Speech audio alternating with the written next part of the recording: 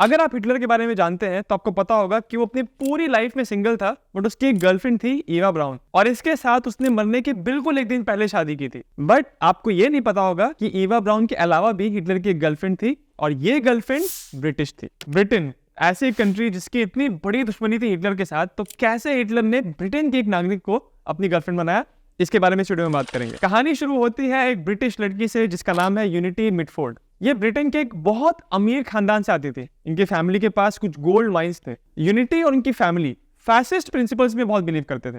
वो ये मानते थे कि मुसोलिनी जो सरकार चला रहे हैं इटली में, वैसी ही सरकार ब्रिटेन में भी चलनी चाहिए। ब्रिटेन में एक फासिस्ट ग्रुप था जिसका नाम था ब्रिटिश यूनियन ऑफ फासिस्ट।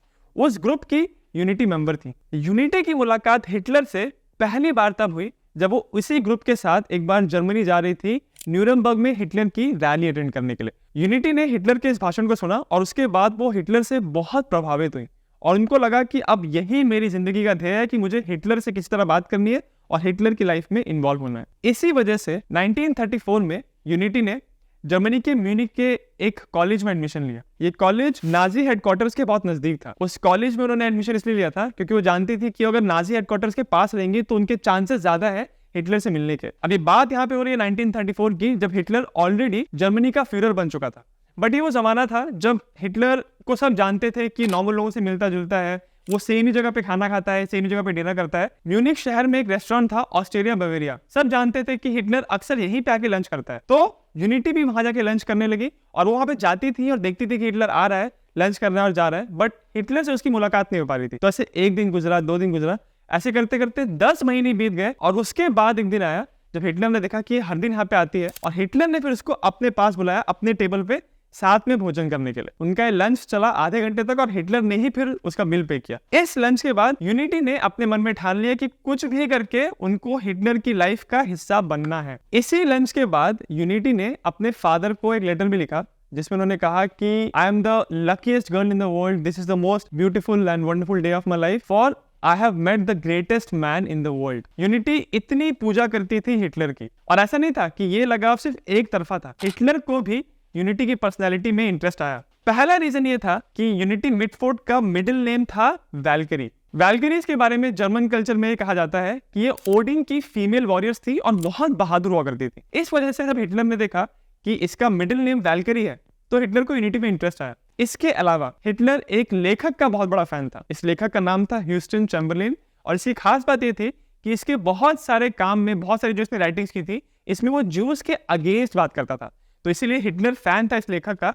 और इस मीटिंग में यूनिटी से मिलने के बाद उसको पता चला कि यूनिटी के जो ग्रैंडफादर है, उनके जो दादा है, उन्होंने इस लेखक के बहुत सारे काम को ट्रांसलेट किया है। तो इसलिए हिटलर को लगा कि यूनिटी के जर्मन कनेक्शंस बहुत है और ये बात भी हिटलर को पसंद आई। तो इसीलिए फिर उन्होंने डिसाइड किया कि वो लोग वापस मिलेंगे, और इस तरह से इन दोनों के रेगुलरली मिलने का सिलसिला शुरू हो गया। इस बात को सीनियर नाजी ऑफिशियल्स भी नोटिस कर रहे थे और हिटलर की जो समय गर्लफ्रेंड थी ऑफिशियली, ईवा ब्राउन, वो भी नोटिस कर रही थी। इसके बारे में ईवा ब्राउन ने अपनी डायरी में भी लिखा था कि कोई वैल्करी नाम की लड़की है जिसको हिटलर बहुत पसंद कर रहा है। यूनिटी खुलेआम ज्यूस के अगेंस्ट बोलती थी, उनके खिलाफ बात करती थी। तो एक बार यूनिटी की एक स्पीच थी जिसमें उन्होंने ज्यूस के अगेंस्ट बहुत कुछ बोला था, वो पब्लिश हुई और उसके बारे में हिटलर ने पढ़ा। इस बात से हिटलर इतना खुश हुए कि उन्होंने यूनिटी को एक गोल्डन स्वास्तिका दिया।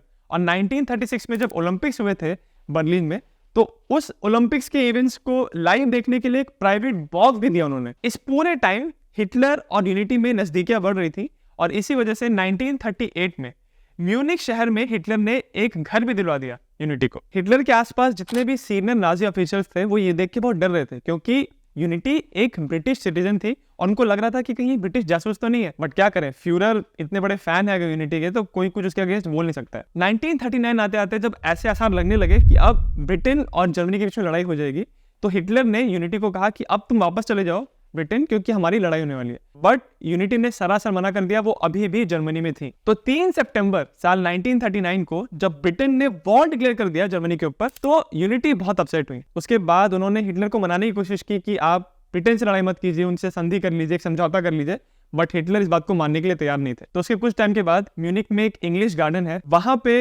यूनिटी गई, अपने सर पे बंदूक रखी और गोली चला दी, परंतु उनकी मौत नहीं हुई, वो बच गई। उनको तुरंत हॉस्पिटल लेके गए, वहां पर उनका इलाज हुआ और ऐसा कहा जाता है कि उनके इलाज का खर्चा भी हिटलर ने उठाया था। और कुछ टाइम के बाद यहाँ से उनको स्विट्जरलैंड भेज दिया गया हॉस्पिटल में इलाज करवाने के लिए। वहां पे वो कुछ समय तक रही और इंग्लैंड के लोग लगातार बात कर रहे थे कि इनको हमको वापस अपने कंट्री में एक्सेप्ट करना चाहिए कि नहीं, क्योंकि ये हिटलर की गर्लफ्रेंड थी और हिटलर और ब्रिटेन की लड़ाई चल रही थी। तो बट फाइनली डिसाइड हुआ कि चलो बीमार है, तबीयत खराब है, इनको बोल दिया गया कि आप वापस इंग्लैंड आ सकते हो।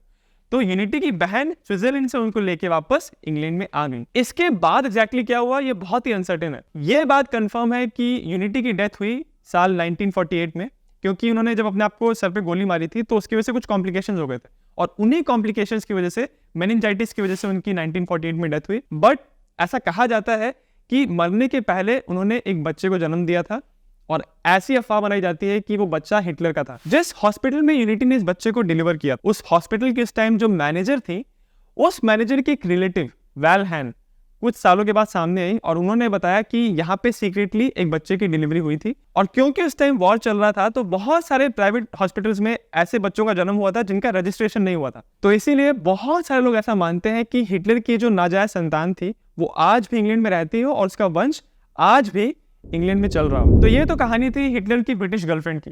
अगर आपको जानना है कि हिटलर ने अपने आखिरी दिनों में एग्जैक्टली क्या किया, कैसे उसको जर्मनी में कैप्चर किया गया और कैसे उसकी मौत हुई, तो उसके लिए मैंने एक अलग से वीडियो बनाया है, उसका लिंक इस वीडियो के डिस्क्रिप्शन में है। अगर आपको वीडियो अच्छा लगा तो मेरे चैनल जिज्ञासियम को सब्सक्राइब जरूर करें।